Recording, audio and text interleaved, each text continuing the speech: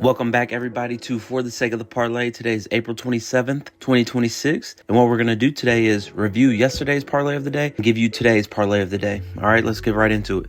Before we get into today's video, let me tell you why you should subscribe. First of all, we are PPCs here, and PPCs are professional parlay creators. Now, we really do this every day, y'all. This is my full-time job, and this is how I eat. Next, this is a collaborative channel consisting of two people. We are lucky to have two PPCs on this channel, and the architect and the voice. Obviously, I am the voice, but the architect is really the one doing a lot of the planning, designing, and managing throughout the parlay making process. Without the architect, there would be no channel and there would be none of these parlays. Lastly, we are giving you free daily content with picks and receipts. This is our 21st day in a row of posting parlays with reviews. We're showing you our actual betting slips and the results. We're going to keep posting and showing you the results because we don't get tired like Kevin Gates, and we ain't never scared like Bone Crusher. We ain't new to this, we true to this, y'all. All right, now do me a favor and smash that like and subscribe button and do it for the sake of the parlay. All right, first of all, we're going to start off by reviewing the parlay of the day from yesterday, April 26th, 2026. We wound up going 4 out of 4 and a very surprising 4 out of 4. As you can see here, we were right about Champagne, Sam Hauser. We were wrong about LeBron getting 6+ rebounds. We were wrong about the under in the Angels and Royals game. Wrong about the over in the Edmonton-Anaheim game. Wrong about Montreal Canadiens went on the money line. We were right about the Colorado Avalanche, and then we were right about the over 15 in San Diego Padres Diamondbacks game. And first of all, I'm going to start off by talking about Julian Champagne. He scored 2+ threes for us.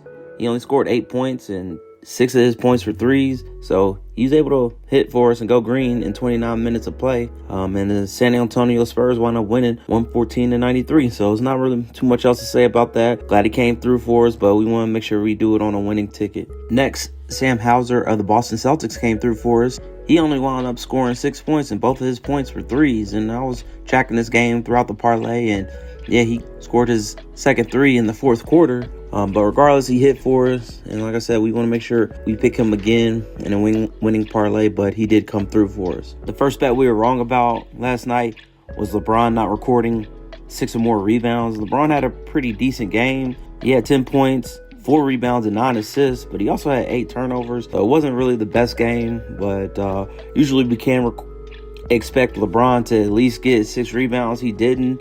And it looks like he had a pretty bad game as the Lakers lost 96-115 to the Rockets. The Lakers are still up in the series, and I look to bet LeBron in the near future. Next, we picked the under 8.5 in the Angels and Royals game, and I personally was way wrong with this one. I thought Seth Lugo would have a better game, but as you can see, all these damn runs were scored here, and then I thought Seth Lugo would pitch better, but he didn't. He allowed 14 hits and 7 runs in 6.5 innings, and also, 6 1/3 innings. And also, it was very important to know here was it was a rain delay, and rain delays are never ever really good for any reason when you're betting a game, because they could potentially postpone the game. They also take the starting pitchers out, and it really messes up their flow. But regardless, this game went way over. We predicted under 8.5 runs, and 20 runs were scored. And as you can see, after the rain delay, there were 12 runs scored after the rain delay, so that really hurt us. Next, we were wrong about the Anaheim Ducks and Edmonton Oilers game going over 7.5. This game wound up only being 7 goals. The Ducks won 4-3 in overtime in a very close game. And we were just 1 goal off. But like I said, I predicted this game would be 4-3 yesterday. And yeah, the Ducks won a very close game, and we did not hit our bet. Next, we picked the Colorado Avalanche to close out their series against the LA Kings, and that's exactly what they did. They wound up winning 5-1. So our money line bet covered, and we could even took them on the minus 1.5 puck line. But yes, they dominated this series, winning every game. The first couple games were close, but this game was not. They really showed out that they were the better team, and they sent the LA Kings home early in the playoffs, and the Avalanche advanced, and I look to be betting them in the future.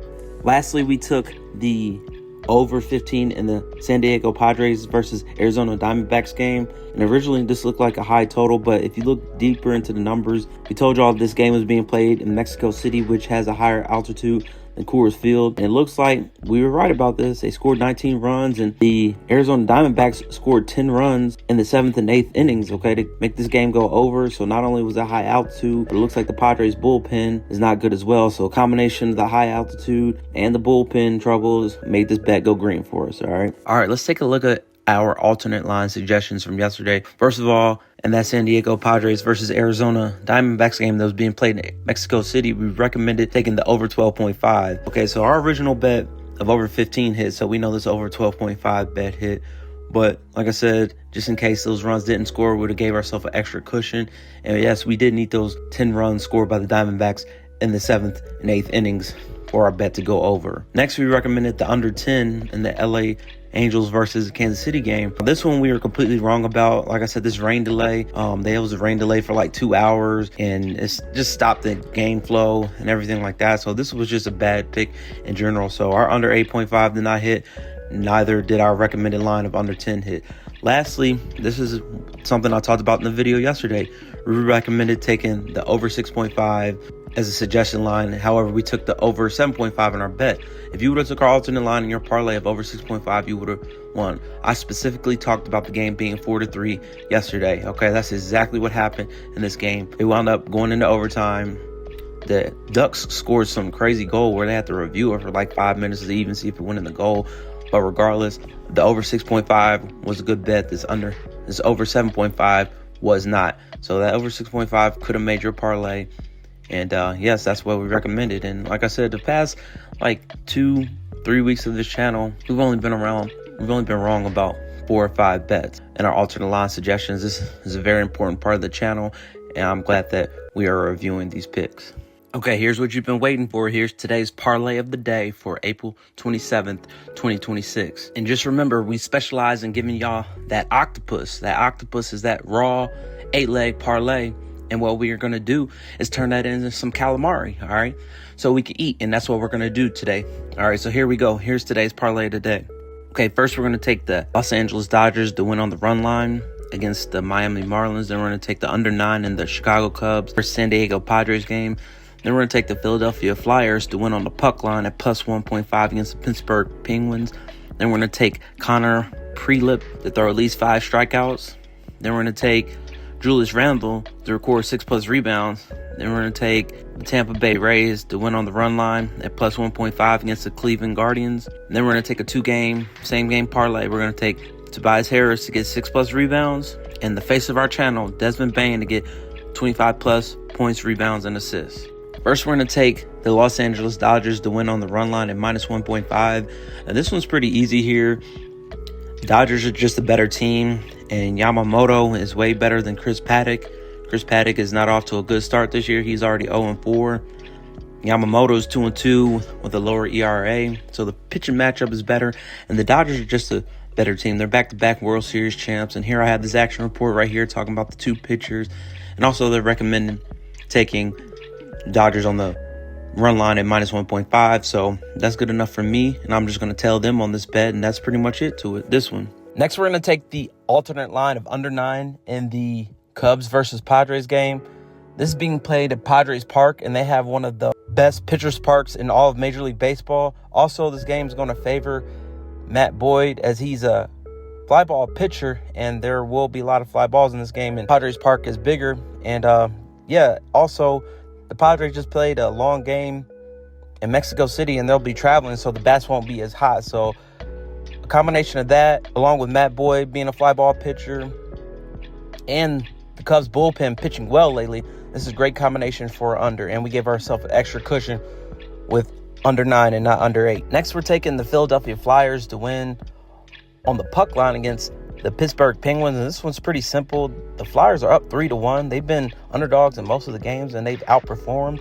And this is a closeout game, and I honestly think they're the better team. They're the younger team, and they're up 3-1, so they should be able to close this out or at least make this a close game for the sake of our parlay. Next, we're going to take Connor Prelip, and I'm going to get his name right if he come through for us. But anyway, this is another one that I won on the Action Network, and they gave me a free report. Said he's pretty nice, all right? So we going to see, all right? And he's going to be facing some lefties in this Mariners lineup, and we'll see what he does. But, yeah, they're predicting him to get at least 5 strikeouts, and hope he'll go green for us in our parlay.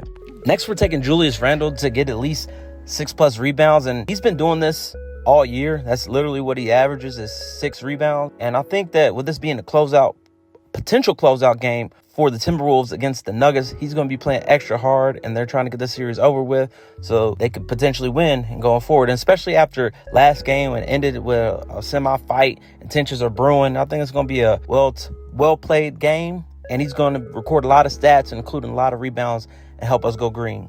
Next, we're going to take the Tampa Bay Rays on the run line, and I like this bet because, one, my man Steven Matz is pitching, and he came through for us a couple days ago. Steven Matz is really good. He's a really good left-handed pitcher. And I really feel like they should be the team that's favored. And also my man Sean Zerillo on the Action Network. I've been following him for years. He's pretty good. He does a lot of baseball projections and analysis. And he's picking them to win on the money line. So I use that information. He picked them on the money line. So that means they should be good on the run line. They should at least be either win or at least make it a close game. So we'll see. Next, we're taking a 2-pick same-game parlay, and we're going to take Tobias Harris to record 6+ rebounds. And I like this one because he got 7 last game on Saturday, and he actually got 5 before halftime. And he's playing against his old team, and I know this is extra motivation for him, so I like him to record at least 6+ rebounds. Next, we're taking Bane, who was literally the face of our channel, to get 25+ points, rebounds, and assists. And I like this as a lock in our parlay piece. And Bane, he usually comes through for us. Sometimes he doesn't, but more often than not, he does come through for us. So I like Bane to record at least 25 points, rebounds, and assists for them to go green for us. Okay, here are your alternate line suggestions for April 27th, 2026. First, we're going to recommend taking the Dodgers on the money line as opposed to the run line. Well, the money line, they just have to win. But with the run line, they have to win by 2. So they should win, but just in case they don't win by 2, it'd be safer to take them on the money line.